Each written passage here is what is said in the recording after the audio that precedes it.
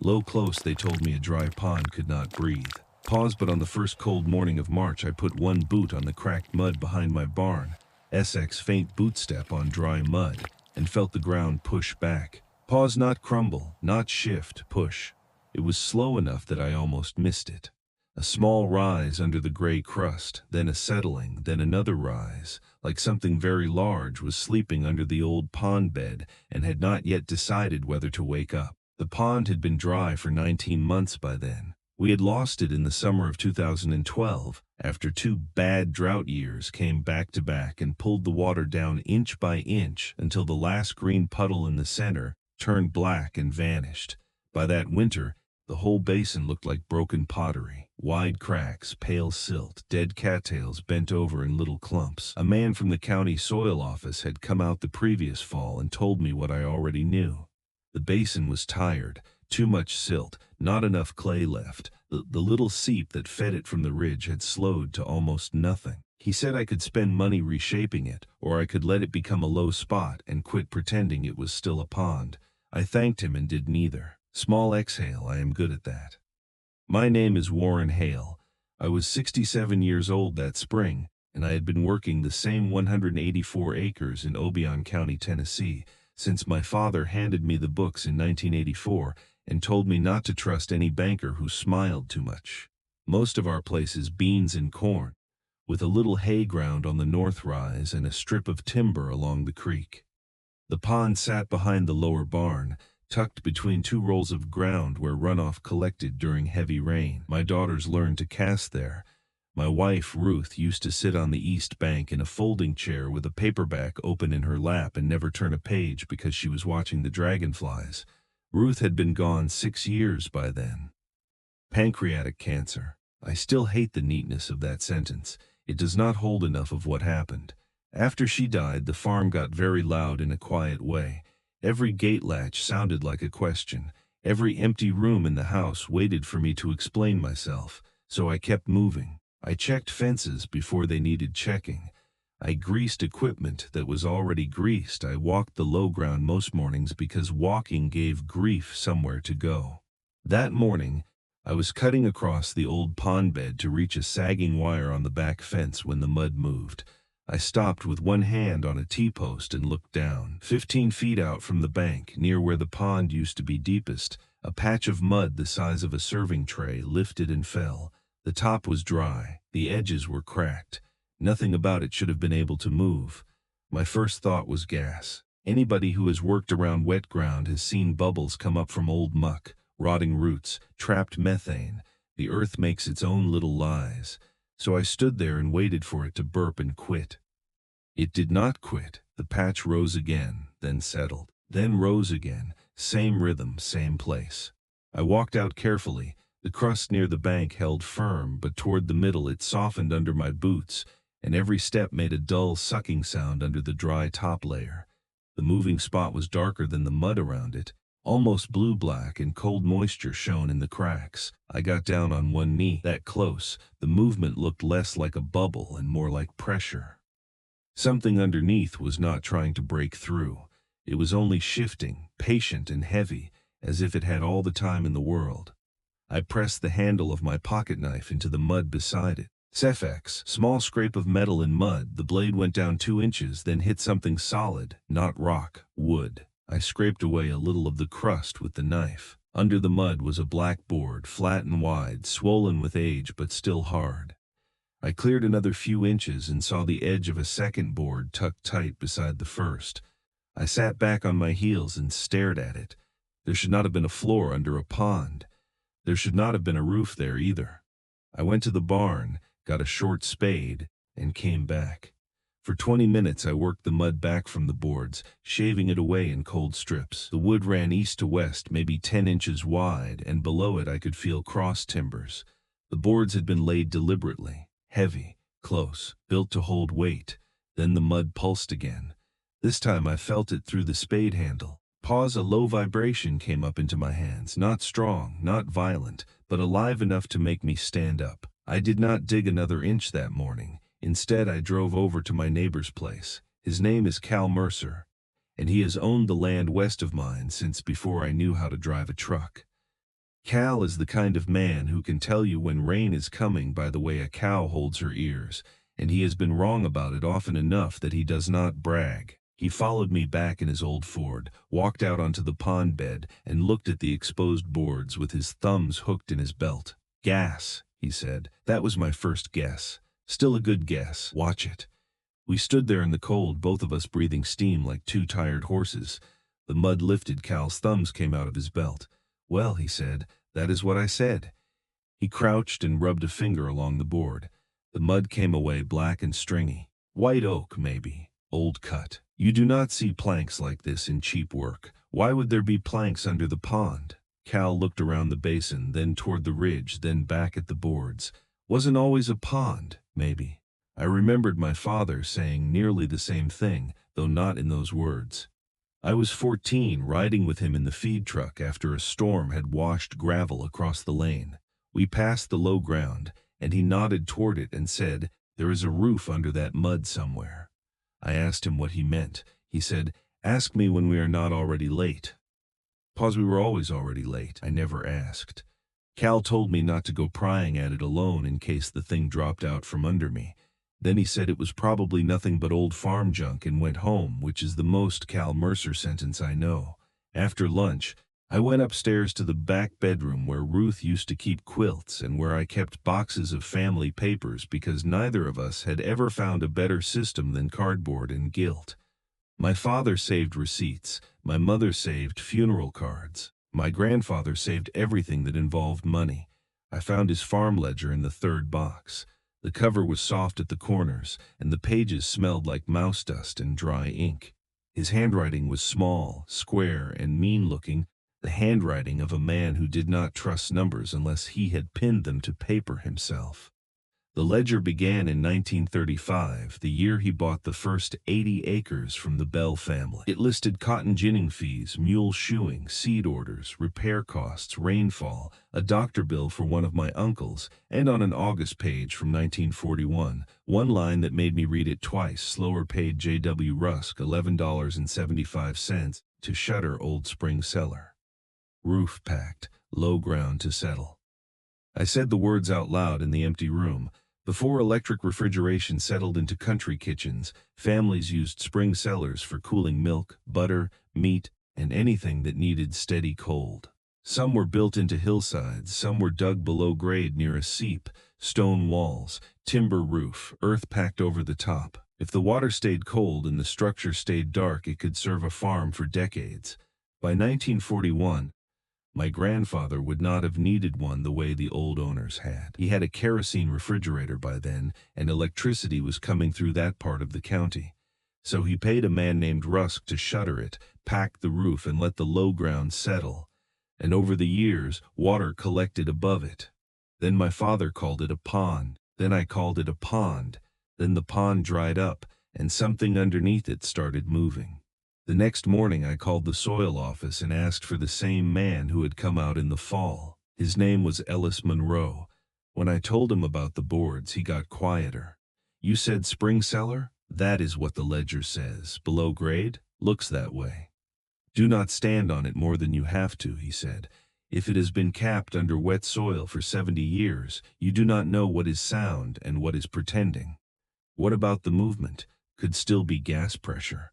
Gas does not have a schedule." No, he said after a second.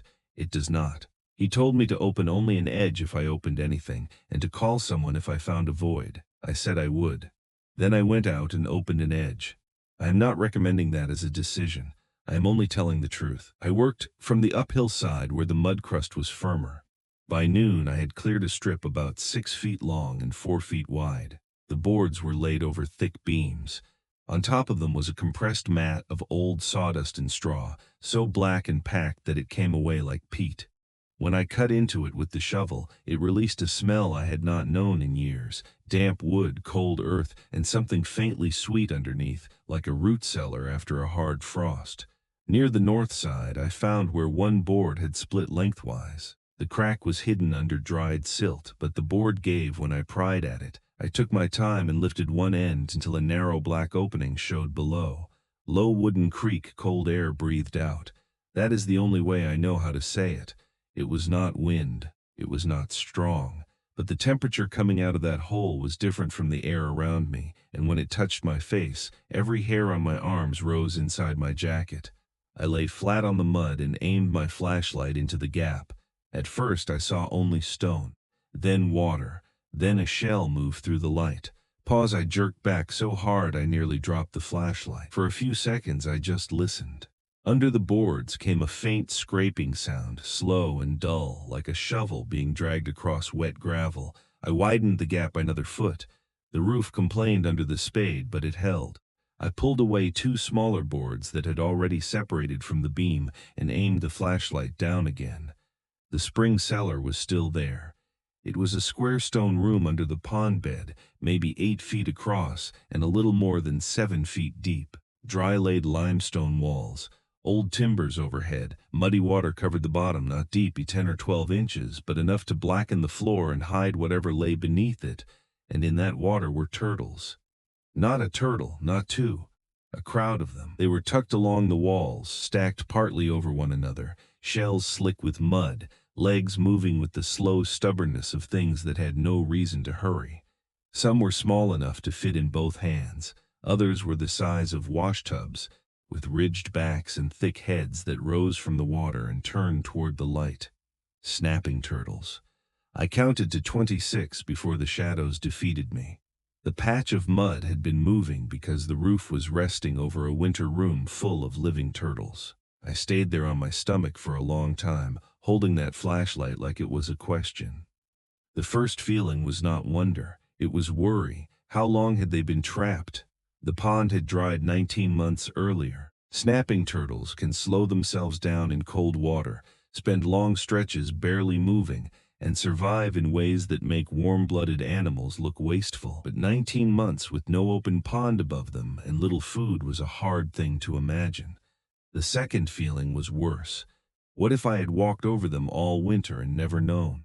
I backed away from the opening and walked the basin edge until I found the old seep channel where water used to enter from the ridge. The mud there was softer, dark under the top crust. I dug with a hand trowel and then with the spade, following the wet line down toward the exposed roof. About 3 feet below the old bank line, my shovel hit stone. Not random stone, wall stone. Part of the spring cellar extended farther north than I had first thought, and one section had slumped outward years ago, leaving a low slot under the mud where water could pass through. When the pond still held water, that slot would have been submerged. A young turtle could enter it. So could an older one if the opening widened during wet years. They had not fallen from the sky. They had found the cellar. Maybe one turtle found it first, following cold water and darkness. Then another. Then another. For years, perhaps decades, they had used that buried room as a wintering place. In summer, they slipped out through the gap into the pond. In fall, they returned through the seep hole into the cold stone chamber. Nobody saw because there was nothing to see. Just a pond, just cattails. Just the occasional turtle head cutting a V through evening water. Then the drought lowered the pond until the entrance was no longer underwater. Then the mud sealed, and the place that had protected them became a trap. That evening I called my oldest daughter, Anne, who teaches biology at a high school outside Jackson. I told her I needed a calm person to tell me whether I had found something remarkable or whether I was about to embarrass myself in front of the state wildlife office. She listened without interrupting. "How many did you say?" "At least 26. Probably more. Big ones?" "Some very big. Then call," she said. "And do not climb in." I had not planned to, Dad. I had considered it briefly. Dad. So I called. The woman who returned my message the next day was named Dr. Leah Voss. She worked with reptiles and wetland habitats, and she had the patient voice of someone who has answered many phone calls that began with, "You are not going to believe this." She asked about the pond, the drought, the structure, the water depth, the smell, the size of the turtles, whether any seemed dead, whether there was still a seep, whether I had photographs, whether I would be willing to let someone come assess it. I said yes to the last question before she finished asking. She came 2 days later with a younger technician named Miguel Santos and enough equipment to make my muddy farm look briefly scientific. They wore waders. They carried measuring tubs, probes, gloves, cameras, and a collapsible ladder. Cal showed up without being invited, which is how you know news has become local. Leah looked over the exposed roof and the seep line first. She crouched by the broken stone slot and followed it with her eyes back toward the chamber. "This is a hibernaculum," she said. "A what?" "A wintering site, a place animals used to overwinter together, usually natural, sometimes accidental. Accidental is one word for it." She smiled, but not like she thought it was funny, more like she understood that the farm had done something none of us had asked it to do. They opened the roof wider and set braces along the edge before Miguel went down. I watched him step into that black water as carefully as a man stepping into a church after a funeral. The turtles did not panic. That surprised me. They shifted away from him, slow and irritated, but they did not thrash. Cold had made them economical. By mid-afternoon they had counted 41 living turtles, 34 common snapping turtles, 7 painted turtles. The largest snapper had a shell nearly 19 inches long and a head scarred white along one side. Leah said that animal could easily be several decades old. How many decades? She looked at the turtle, then at the stone walls. "Enough to have known this place longer than you did." I did not have a good answer for that. They found eggshell fragments in a higher mud shelf near the broken wall, old ones and fresher ones, which meant nesting had happened nearby in more than one season. They found 2 narrow routes where turtles had been entering and leaving when the pond still had water. They also found where the drought and settling mud had sealed both routes. Leah's conclusion was simple. The spring cellar had become a stable cold refuge. The stone held temperature. The seep kept enough water in the bottom. The old roof insulated it from sudden freezes. For years, the turtles had used it by accident and instinct. When the pond dried too far, they were stranded. "What do we do?" I asked. "Give them back a door," she said. "Not move them, not make a display of them, not turn the place into a project bigger than it needed to be. Give them back a door." So that is what we did. My daughter Anne came the next weekend, so did my son-in-law, though he mostly pretended he was there to supervise and then worked harder than either of us. Cal brought fence posts and complained about my shovel selection. We removed the loose roof boards and set aside the old oak that could still hold shape. We did not take the stone walls apart. Leah had marked the areas that needed support, and we followed her notes. We opened the north slot fully and lined it with flat limestone so turtles could pass through, even if the mud shifted again. We cut a shallow channel from the old seep to the opening, low enough to hold water after rain but not so deep that it would wash out. We built a heavy cover over the chamber with gaps along the lower side and a hinged panel for inspection. It looked plain, almost ugly, which was right for it. Good farm work should not look like it is trying to be admired. By the second warm week of April, the turtles began leaving. Not all at once. One would appear near the slot, pause in the mud as if remembering the world, and then drag itself toward the lower grass. Another would follow an hour later. Some headed toward the creek. Some settled in the damp weeds around the basin. The big scarred one came out on a Tuesday evening while I was standing by the barn with a cup of coffee gone cold in my hand. It stopped halfway out of the opening and looked at me. I know better than to put human meaning on a turtle's face. They have old faces because they are built that way. Still, I felt accused and forgiven at the same time. Then it went on. In May, Leah returned to check the chamber. Most of the turtles had dispersed. A few remained in the water below, and she said that was normal. The room would likely keep being used as long as the roots stayed open and the low ground kept enough moisture. She asked if I knew when the spring cellar had been built. I told her the ledger only mentioned closing it in 1941. The previous owners were the Bell family. The original house burned long before my grandfather bought the place, and I knew almost nothing about them except what was on the deed. Cal said his grandmother had talked about a Bell dairy that sold butter in town before the roads improved. Anne found a county history at the library that mentioned a Bell spring room near a lower pasture, built sometime in the 1890s from limestone hauled off the creek. That meant the room under my dead pond had been down there for more than a century. It had cooled milk for people whose names I barely knew. It had been shut with $11.75. It had become a pond. It had become a hiding place. It had become a trap. Then one morning it moved. People have asked me why I did not just fill it in after the turtles left. I understand the question. A hole in the ground is liability. Old stone fails. Wet places breed problems. Farms already have enough things trying to break your ankle, but every place has a few things you are not meant to simplify. I have learned that late, and probably poorly. Ruth used to say land kept receipts. I thought she meant it in the sentimental way she said things when the sunset was good, and I was too busy looking at a fuel bill to notice, but she was right in a more literal way than I knew. Land keeps receipts. It keeps the mark of a wagon track under a hedgerow. It keeps the depression where a house stood after everyone forgets the house. It keeps a stone room under a pond that was never really just a pond. It even keeps the small consequences of practical decisions. A man in 1941 pays another man $11.75 to shutter a spring cellar because refrigeration has made the old room useless. He packs the roof. Rain settles there. Children fish there. A widow sits there with a book she is not reading. Drought empties it. Turtles shift in the dark below, and decades later his grandson feels the mud breathe under his boot. That is not magic. It is not a miracle. It is only time, doing what time does when nobody is watching. The low ground holds water again in wet months now. Not like before, not enough to call it a real pond, but enough for frogs and dragonflies and the occasional turtle head at dusk. In autumn, when the nights start cutting cold, I see trails in the mud leading back toward the stone slot. Slow drag marks, tail grooves, claw prints pressed into the wet silt. They come back without announcement. They know the door better than I do. Some mornings I stand near the cover and listen. Usually there is nothing. Wind in the dead cattails, a crow in the timber, a tractor on somebody else's field.